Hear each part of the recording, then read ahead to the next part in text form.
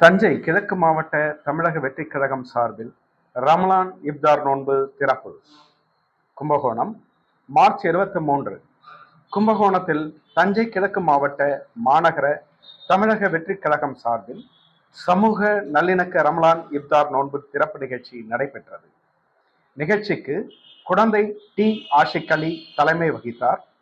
கருப்பூர் நூர் முகமது, சஹாபுதீன் ஆகியோர் முன்னிலை வகித்தனர். மேலும் இந்நிகழ்ச்சியில் சிறப்பு அழைப்பாளர்களாக மாவட்ட மருத்துவ அணி அமைப்பாளர் டாக்டர் அஜய் சர்மா கலந்து கொண்டார்.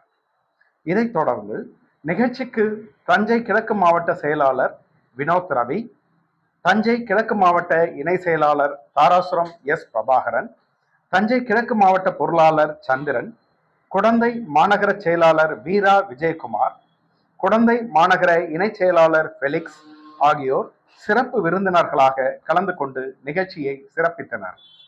தொடர்ந்து நிகழ்ச்சியில் மாநகர, ஒன்றிய, பகுதி கழக, பேரூர், கிளை, வார்டு சார்பு அணி கழக நிர்வாகிகள் 100க்கும் மேற்பட்டோர் பங்கேற்றனர்.